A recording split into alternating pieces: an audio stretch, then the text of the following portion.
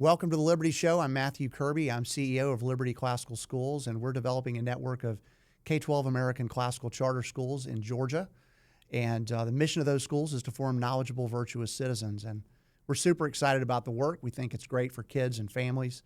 It's really been good for our employees. It's been good for the communities in which we serve, and it makes us really proud that we feel like we're having a positive impact on the nation. And all those things are in alignment for us. And this show serves as an invitation to you, our listener, our viewer. Perhaps you're watching on YouTube. Perhaps you're just listening to us in an audio format. But we're intending to tell you more about our work and hopefully draw you into it. We hope you find something in it that is inspiring and encouraging, whether you're a parent, whether you're a prospective employee, either at one of our schools or at our central office. Perhaps you're a philanthropic donor that might be interested in contributing funds to the growth of this kind of mission, or maybe you're even in government. And because all those constituents, all those groups are people that we serve, and it's very important that we're developing relationships with all of them. And as I think about that, I am thrilled to introduce you to our guest today, Janet Tomko. Janet has done and been involved with all of those things, and so her story with us is remarkable. She has been involved with us since the very beginning. We met. I think I met in your house, maybe, or somebody. I remember going to your house in the early days when we were kind of just doing outreach for Atlanta Classical Academy. So this would have been in the 2012, 2013 era. And the way our schools have come about have been through a great deal of community engagement, of just getting out and talking to people about the model and the vision of the school that we have and seeing if there's any interest. And as it has turned out, there is extraordinary interest. A lot of interest. A lot of interest. And Janet has been one of our earliest adopters. She got very passionate and excited about this model of education for her own family. And like our last guest, Kara Williams, who was on the last episode, she has had such a passion for what we're doing that she's gotten involved professionally and has developed a fabulous string of accomplishments for us. And so those are the things that I'm eager to talk with you about today. So thanks for having me. Yeah. Glad to be here. Yeah, and we're thrilled to have you, and you're a great friend, and I am so excited for everybody to get to hear your story. So maybe let's go back in time a little bit here, and if you can, tell us what you recall about the early days and sort of what's piqued your interest about the movement to begin with. So the first I heard of what became Atlanta Classical Academy was from a friend who I had known for years and years in Buckhead, in the city of Atlanta. He had been involved in education. We had been having conversations for probably a decade or more around what we wanted to see in education, and really just couldn't find it. We couldn't find it in public education or private education. And then he ended up getting involved and became one of the founding board members of Atlanta Classical. He called me up one day and said, "You need to know what my new project is." Yeah. So went to an information session in somebody's kitchen, and got wind of the books and the model and the study of history and the emphasis on virtue, and I dove right in. So it was kind of at that point in our family's life, we were looking for the next step. We had enrolled our kids in private school. They got a great education there. The content of the education was high quality. But the culture of the school was not a really great fit for us, and so we were kind of actively engaged in looking for what our next step was going to be, and you all appeared. And that was it. Let's go back there in time, 2012, 13. We opened Atlanta Classical in 2014. What was your family configuration? How old were your girls at that time? So yes, 2 daughters, and when we opened our doors at Atlanta Classical Academy, they were in the first 8th grade and first 7th grade classes. We had left private school in Buckhead, had enrolled them in public school, in the local public middle school, which I found to be both better in some ways and worse in some ways than we anticipated. I did what I do, which is kind of dive right in and immediately sign myself up on the executive board of the PTA for that middle school, because the best way to get to know what's going on is to be involved, and so I did that. So I was also still practicing law at the time, so I had my own law practice and was still billable hours. So doing all of those things, and sort of had a front row seat from that executive board position to the struggles that the school was having, but also the successes as well, and really had a great opportunity to kind of compare those options and really knowing at that point that, my children were going to be fine. Yeah. I could take either path and they would be okay. But I wanted them to have a richer education that was full of books. Yep. I wanted them to be in a smaller environment where their teachers were going to know them. I love the K-12 model. I love the opportunity for them to know kids from other parts of town, other grade levels, and to be in the same place for a long time. So that was really appealing to us. So we, like I said, dove in, helped paint those classrooms. And Yep, I remember. Yep. That summer before we opened, and the rest is history. Okay, so your girls were 7th and 8th grade, and I'm hoping that we've got viewers to the show here, perhaps some of our new families at Cherokee Classical Academy that will be opening here at the very beginning of the school year, 2025. Of course, we're only opening K-6 there, Correct. But we will have 6th graders, and very soon we'll have a 7th and 8th grader. So maybe talk about the experience of being a mom, and maybe from your girls' point of view of being on the leading edge of the age range of a brand new school, new mission, new school, new environment. Like, how did it go for your girls? What were those early years like? They were exhilarating. They were challenging. Yeah. They were also deeply rewarding. Yeah. And for them as well. It's funny because we've talked about that a lot. My girls went to college already. They're done. Yeah. And we talk a lot about that experience of being one of the founding families, of being those pioneers at the beginning of the school. And like I said, there's a lot of bumps along the road. Yep. I think that builds some resilience in kids to have things not be perfect all the time. But they were always good, even if they weren't perfect. They had teachers that were deeply committed to their success, to their growth. The teachers were very passionate about what we were doing as an organization, how we were forming these young minds and hearts. Yeah. But they were also super passionate about their subject matter, and that was really, really key. I think, and again, that's a key part of our model. But having those subject matter experts in the classrooms that also happen to just really love being with kids is really important. And I think they took with them the experience of reading these beautiful pieces of literature, for example, of studying the great events that have shaped where we are now, the events over the course of history, studying all of that in context so they really understand how we got here. Yeah. And it's kind of amazing because they went on to college. They both ended up at Georgia Tech, as you know, go Jackets. But I cannot second the Go Jackets thing. Okay. But that's okay. But nonetheless, I'm super happy how that worked out for your girls. It worked out really, really well. And they found themselves prepared for college in a way that I think even they didn't anticipate. So they got to this school with all of these incredibly smart people. There's no dummies at Georgia Tech. It's a great school. And they found out that a whole lot of people they go to college with didn't know how to write. Yeah. They had a hard time being able to articulate their ideas. Even if they had great ideas, they had a hard time communicating them. Whereas my kids had the opportunity to practice that skill literally every day, every day. Yeah. Every day.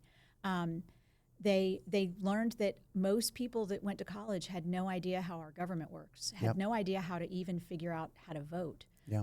They would regularly hold kind of like voter education seminars in the great room of their sorority house to teach people how to go vote and how to determine who they were going to vote for. So I think all of those skills, it sounds almost kind of trite to me, but it's so not. Like, it's so integral to who they've become as people, and it really was a really neat experience. But also just being those pioneers, being the first to do things, having the opportunity to really make a lasting impact on the culture of the school, that has been...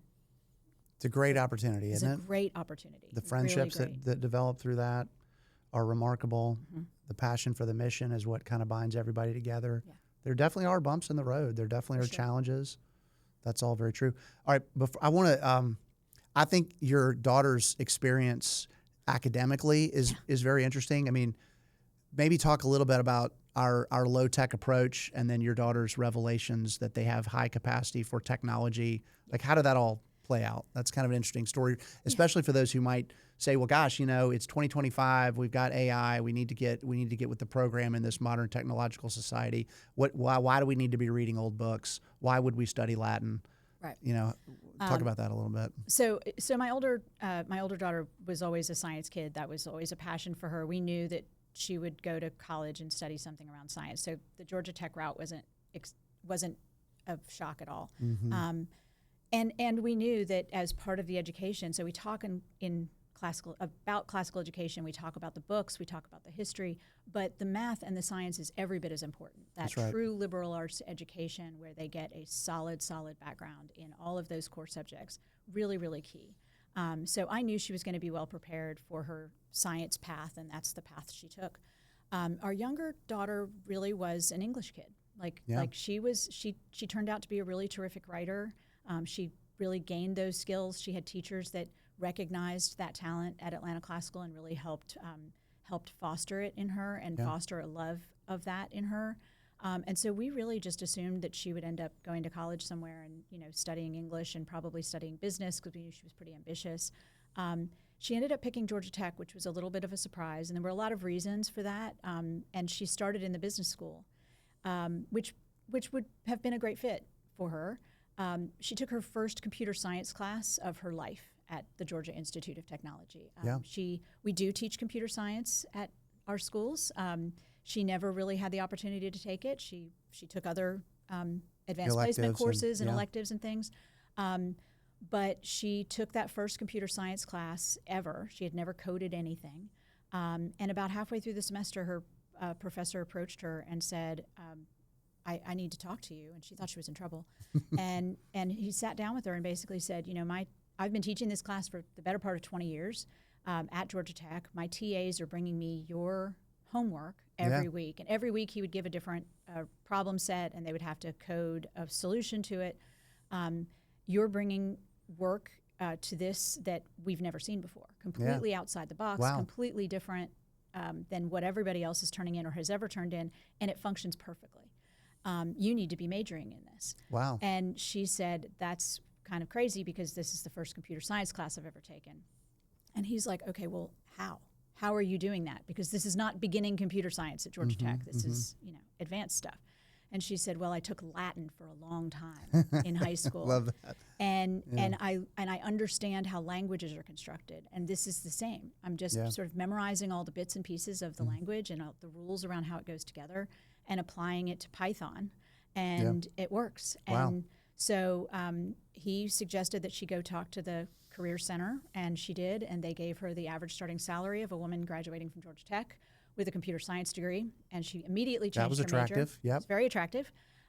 She ended up actually focusing through her studies in the College of Computer Science on artificial intelligence and machine learning, and then also sort of a side of policy and ethics. So that was really interesting. She ended up really loving the ethics courses that Georgia Tech requires as part of their degree programs, but also focusing on AI. So she has a deep understanding of how artificial intelligence and machine learning is impacting today's workplace and it's great. computer models. And she says that we're giving it way more credit than it deserves right now, by the way.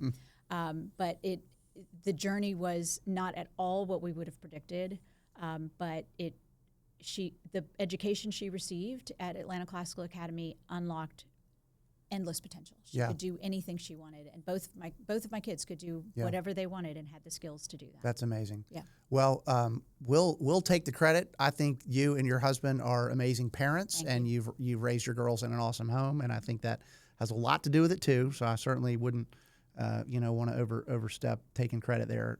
But it is a great story of how an American classical liberal arts education can prepare a student, a child, a young adult for what comes next. Yes. And that's awesome. Okay, well, let's shift gears a little bit, because along the way, you got quite passionate about our work, and you wanted to apply yourself professionally to that work, and you have over the last many years, really involved yourself principally in two things: enrollment outreach and government affairs. I've said in my little intro here that it's essential that we're winning and that we're successful with a whole number of different constituent groups. And obviously, a school must attract students and families. That's right. That's a key part of it. I'm really proud to say, and Janet may re-echo some of these statistics, but in short, our schools are very heavily enrolled. We're 100% enrolled on, and maintain wait lists that often will exceed 2,000 students per school. Certainly at Atlanta Classical and Northwest Classical, we're most likely on that path at CCA as well. And I think the mission is at the core of that. The quality of people and the community and the quality of the curriculum are the essence of it.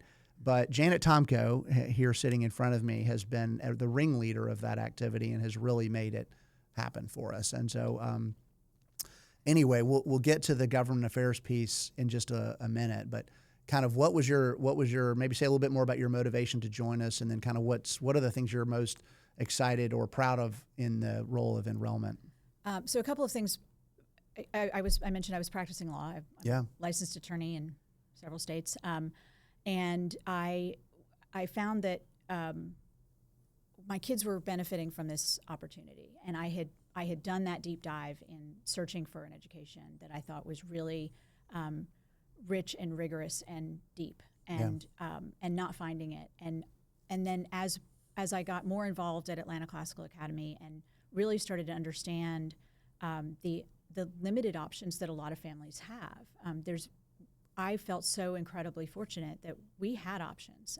I had a lot of options for my education for my children, but the vast majority of people in our area, but beyond in our state, do not have those options. Right. So the opportunity became available to serve as the enrollment coordinator at Atlanta Classical Academy, and it was not an easy decision by any means to walk away from a career that I had built for several decades at that point. But I really felt like it was a calling that I really needed to do whatever I could do to make this opportunity available for every family in the city of Atlanta at that point. But understanding that when we opened Atlanta Classical, we opened it with the vision of providing a blueprint for expansion, for serving as a model for this type of public classical education.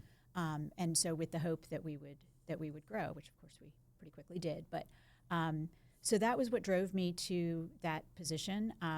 And I was already doing a lot of volunteer work and everything at Atlanta Classical Academy, so I kind of just sort of pivoted and very quickly, jumped in.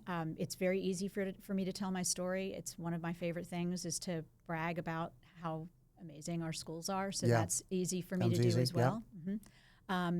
But really having the opportunity to engage with families at that point all over the city of Atlanta, incredibly rewarding because what we're doing is really important, and it is really important to all the families that I engage with that they have this opportunity. Let's dig into that a little bit, because I think you have a really unique position in that. I mean, of all the people in our organization, there are hundreds now, you more than anybody else have probably had more conversations with moms and dads who are interested in transitioning their children to our schools. Sometimes they're younger, sometimes they're older. We now have 3 different campuses. Can you say, I mean, what can you say about what people are looking for? Like, what is the drive that is making people reach out to us with such fervence and such passion? There's a lot of different reasons.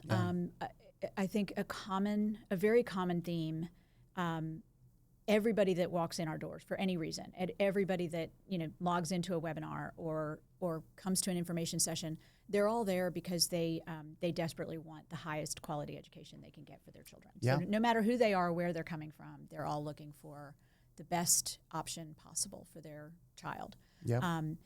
Some people are coming from a place of like I was, in that my children were doing fine.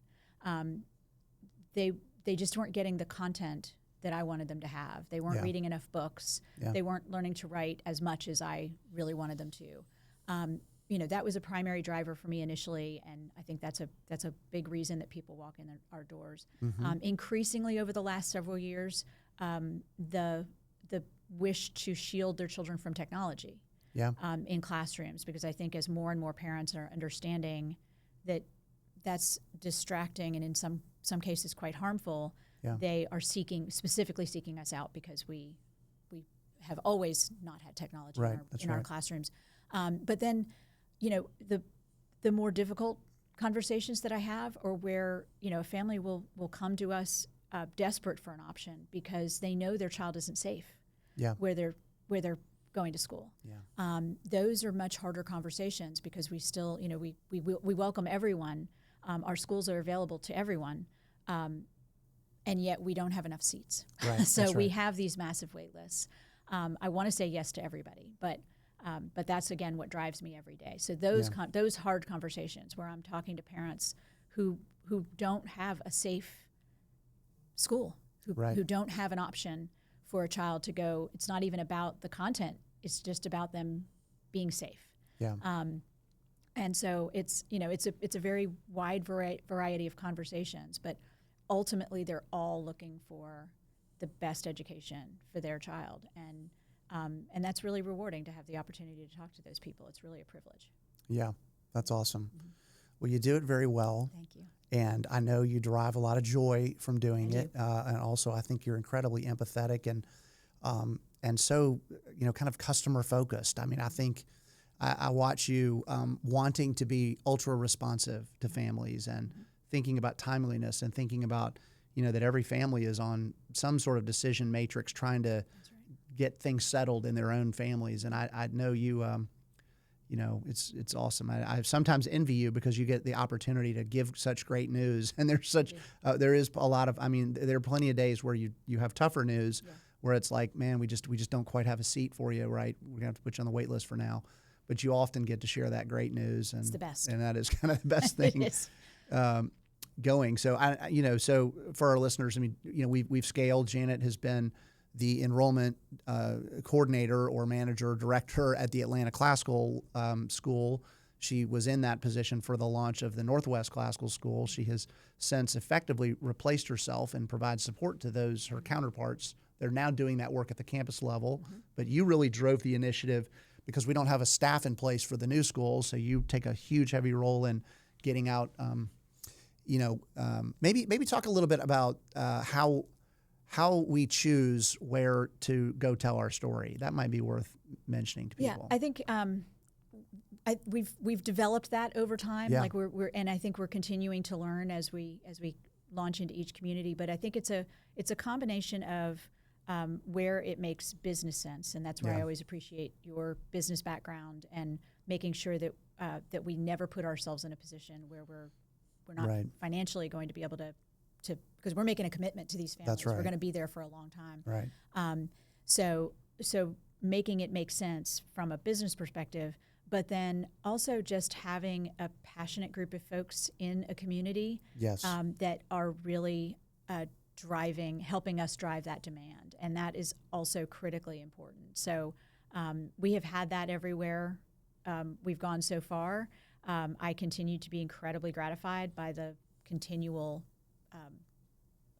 interaction that I have with new groups. And so, in fact, I've got a meeting next week with a group that has been very persistent in wanting to pursue a school in their community. And that's a really important point. I want to just kind of put a sharp pen on because Atlanta Classical started with a community-driven initiative. That's right.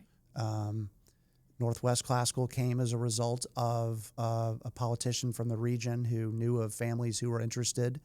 And Cherokee Classical has come about because a set of moms and dads called and said, hey, would you come talk to us about a school potentially in the area? Fayette Classical Academy, same thing. And so, it's an important point because we want to be, we have to be marketers, we have to go do outreach, we have to sort of tell people about the school, we have to sell the school, in air quotes. But it starts with community demand. It starts by that little spark of somebody who just says, hey, I'm aware of what you're doing. That's right. It sounds intriguing. let's, come down here and explore the demand in the region. And so far, where we go, we have found pretty remarkable response. Very remarkable, yeah. Which is really encouraging for us. Yeah. Well, anyway, you're great at what you do. I mean, you've got both the relational component to your job. You're a great storyteller and a great marketer, and your enthusiasm for what we're doing, I think, is infectious in a very positive way. And then there's also a sort of a lot of technicalities behind the scenes of like, how do we actually, run lotteries and enroll students and make the paperwork aligned and all that. And you just do a great job with it. Okay, we can certainly circle back to enrollment a little bit, but I want to also get to the other phase of your work. You've been wearing several hats for us for a long time. And, it's fun to watch because I think you're kind of in your perfect element in both of those cases, and the second one being government affairs, government relations. So maybe we could start a little bit on that topic. Our listeners may or may not know why government affairs is even important. Why would a K-12 school need to apply itself towards government affairs? What's unique about us? Maybe you could just explain that a little bit. Yeah, I think this has actually been kind of a very natural next step for me personally and professionally. I started my professional career as an attorney in Washington, D.C., working on Capitol Hill, working at the Supreme Court of the United States. Like that's where I started. Yeah. So it's familiar ground for me. But we can't do this work without positive relationships with lawmakers, policymakers, people who actually make the work possible. So we are a public school. We are a set of public schools. That's right. And so we're really, in my mind, obligated to really engage with the folks that are authorizing us to exist, right? Yeah. And who pay our bills. Yeah. And then as part of having that just minimum interaction with the folks that are that we are responsible to, forming those relationships, having positive relationships, making sure that they understand how important the work we're doing is to their constituents, because we now touch constituents for dozens and dozens of actual elected officials. So that's right. Actually probably hundreds of elected officials. Having them know how important our work is to their voters. That's right. Okay, is critically important because they're in a position to help us offer this to more families, to help us be able to have resources that we can pour into classrooms and into children. Mm-hmm. All of those things, they directly impact our ability to do our work, to do it better, to provide it for more children and families. And so that's sort of how I have approached this is, sort of when we started, it really started with just showing up for meetings. And I think if the pandemic taught us public nothing. Meetings, you mean yes. you mean government meetings. Government meetings, government meetings, board meetings, committee meetings, hearings, just showing up. Mm-hmm. And that sort of relational aspect of just, people starting to know who I am and who we are and telling the story. I found really quickly, and this was a bit of a surprise to me, but I found really quickly that there's a lot of lawmakers, really, really smart people who had no idea what a charter school was. Yeah. Or if they thought they knew what a charter school was, but they were incorrect. Yeah. Actually had a high-ranking elected official who was involved in education policy making on the education committee at the Georgia General Assembly, who wanted to know why I was talking about public education because aren't charter schools private. Yeah. So really just being able to kind of an opportunity for education. An opportunity for education, right. and that's I really kind of try to approach all of the interactions in that way. But it has really grown in that as word has gotten out about our work, which again, it's helpful to have highly successful schools that are in great demand to talk about. Right.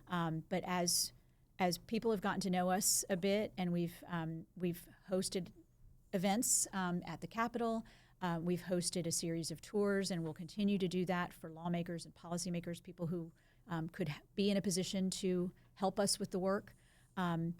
That is actually one of the most rewarding parts of what I do. So standing in a classroom with the superintendent of schools for the state of Georgia and several members of the Georgia Department of Education board, with a bunch of 10th graders talking about Dante's Inferno. Yeah. I mean, and having an incredibly rich, incredibly empathetic, civil conversation around really deep things. That's right. Getting to watch the lawmakers' reaction to these young people who literally come from all different backgrounds, Yeah. being able to engage in this conversation with each other, that's the best part, is really letting them see in action exactly the whole point. This is the point of why we do this work. That's right. And so it's very exciting.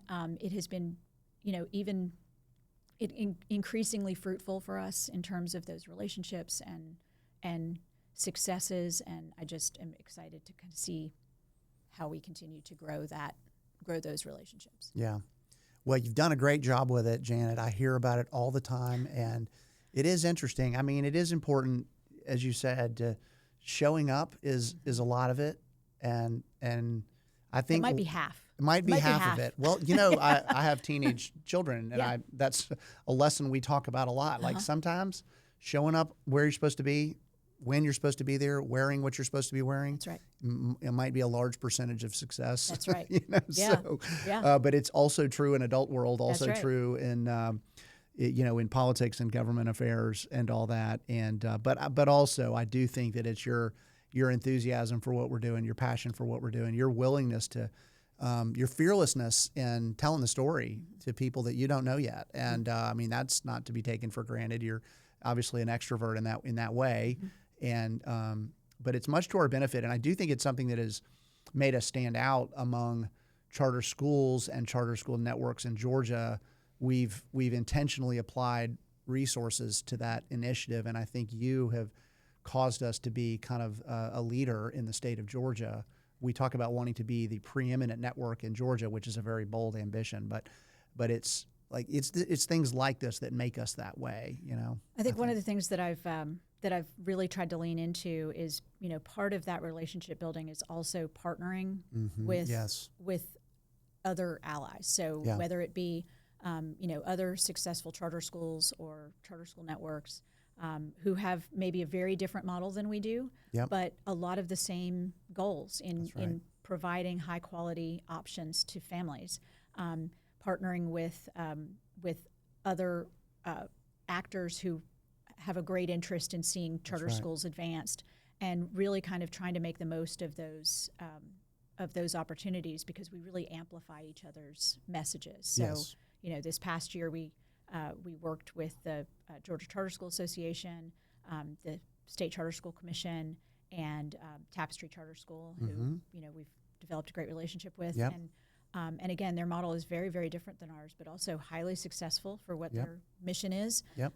And we hosted what turned out to be a really incredibly successful event at the Capitol. In really helping move the needle on an important piece of legislation for the charter school world. And again, very gratifying to be in that work, but finding that we have a lot of friends and that more is better. Well, and this year was particularly fruitful for us, but really for the Georgia charter school ecosystem as a whole. We played a pretty instrumental role in the passage of 2 different pieces of legislation. Maybe talk about those just a little bit. I think it's good to celebrate the partners we had in that and the results. So the key legislative priority for the official kind of charter school world in Georgia, the Georgia Charter School Association and the State Charter School Commission, was a piece of legislation called SB 82, and there was a lot of people that were working on that. There was a lot of engagement. We were happy to lean in and participate in all of that. Again, help host an event that took place on the day that the House passed that bill. That's right. And it's really wonderful, because I think it will go a long way in helping local districts understand how important it is that they give due consideration to high quality applicants who are trying to open new charter schools in districts. So that was a big success for the state. But I think something I'm probably even more proud of is a little tiny piece of legislation that we drove. Yeah. We did have support along the way, but we were the drivers, we were the authors. That's right. And I spent a lot of time down there sort of stomping around. Yeah. Okay. And we had allies, we had partners, we had folks that were really driving it for us, a couple of lawmakers that just played key roles in helping us get it across the table. But the amazing thing about it is it's just the most responsible piece of legislation because, again, a tiny little bill, just a few sentences, but it opens up funding for state charter schools, for facilities. It opens up avenues to cheaper money. It doesn't cost the taxpayers of the state of Georgia a single dime. That's right. So incredibly responsible use of our friends and neighbors' taxpayer dollars. That's right. In that we can get secure bond funding for our buildings, for our facilities, at a cheaper rate. Right. With less hoopla. And red tape. And less red tape, yes. That's right.